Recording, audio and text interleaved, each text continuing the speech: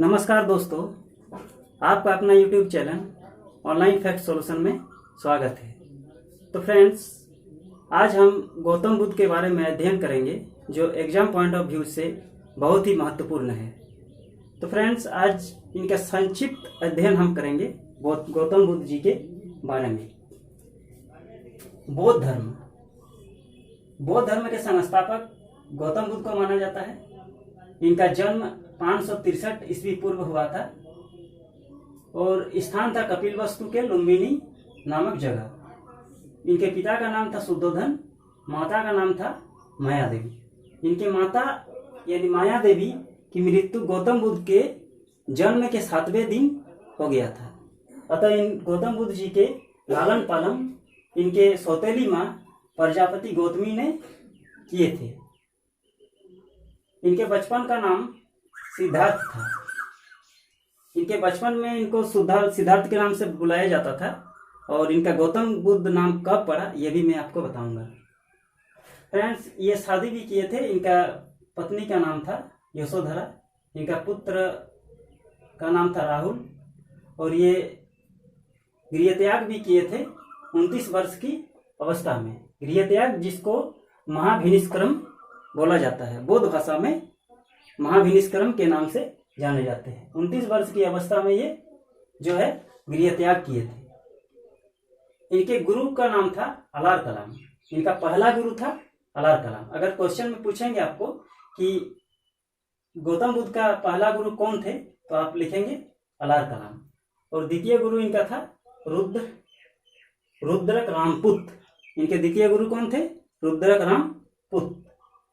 और फ्रेंड्स, इनका ज्ञान प्राप्ति जो हुआ था ये निरंजना नदी के तट पर पीपल वृक्ष के नीचे, निरंजना नदी के तट पर पीपल वृक्ष के नीचे जो बिहार में अवस्थित है।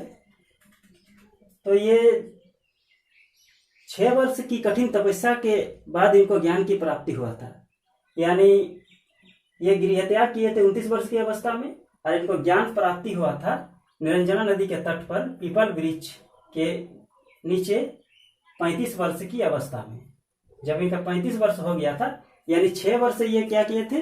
कठिन तपस्या किए थे, अन्न जल त्याग कर।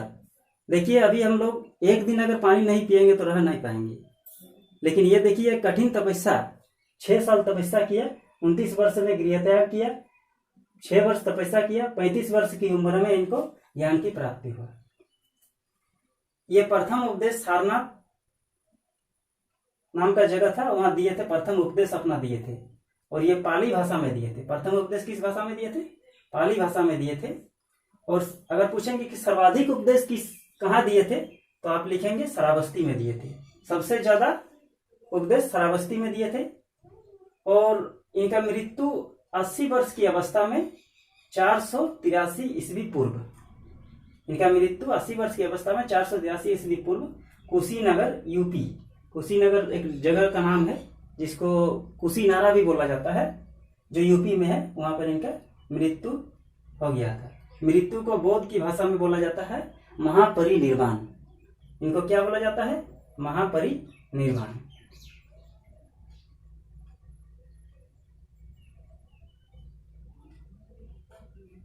महापरिनिर्वाण बोला जाता है। और इनके प्रतीक है, जब जन्म लिए थे तो इनका जन्म का प्रतीक कमल एवं सार, गृहत्याग के प्रतीक घोड़ा, ज्ञान का प्रतीक पीपल वृक्ष, निर्वाण या महापरिनिर्वाण मृत्यु का चिन्ह पदचिन्ह। पदचिन्ह मतलब होता पैर का चिन्ह, और मृत्यु का जो है स्तूप, मृत्यु का स्तूप। फ्रेंड्स, अब आते हैं नेक्स्ट पॉइंट में। इनका शरीर के अवशेष को 8 भागों में बांटा गया था। इनका शरीर का अवशेष जो था 8 भागों में बांटा गया था और वह 8 भाग जो है इनके शरीर का संपूर्ण अवशेष को 8 भाग में बांट दिया गया था और 8 भाग में 8 स्तूप का निर्माण किया था। फ्रेंड्स, अब जो है ये त्रिपिटक थे। बौद्ध धर्म में क्या थे? त्रिपिटक थे। त्रिपिटक एक विनय पिटक, सुत्त पिटक अभिधम पिटक। 3 पिटक थे, विनय पिटक, सुत्त पिटक, अभिधम्ब पिटक। और ये 4 बौद्ध संगीति करवाए थे। 4 बौद्ध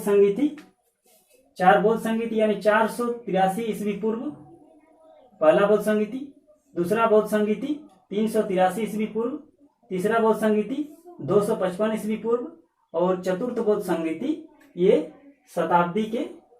पहला शताब्दी में, यानी पहला शताब्दी में चतुर्थ बौद्ध संगीति कराए थे।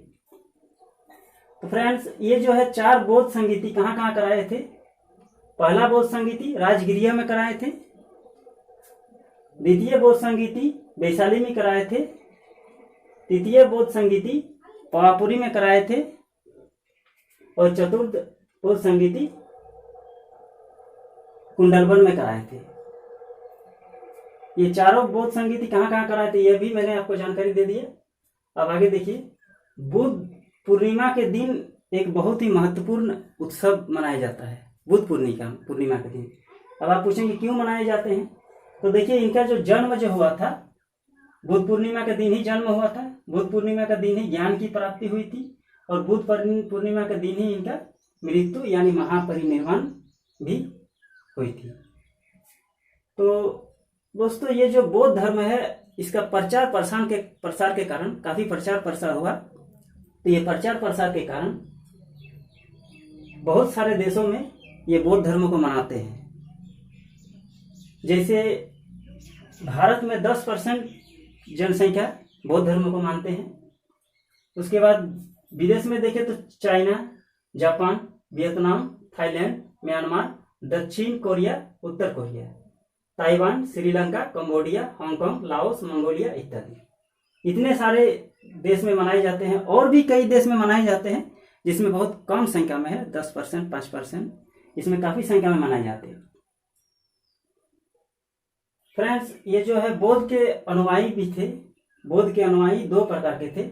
एक भिक्षु किसको बोला जाता था?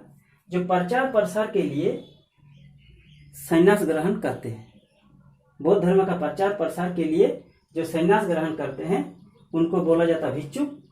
और जो गृहस्थ जीवन व्यतीत करते हुए बौद्ध धर्म मानते हैं उनको उपासक बोला जाता है। जो गृहस्थ जीवन व्यतीत करते हुए बौद्ध धर्म मानते हैं उनको उपासक बोला जाता है। तो फ्रेंड्स, ये बौद्ध धर्म के बारे में जो संक्षिप्त अध्ययन हमने किए हैं, उम्मीद करता हूं कि आपको समझ में आ गया होगा। तो फ्रेंड्स, यहीं पर समाप्त करते हैं।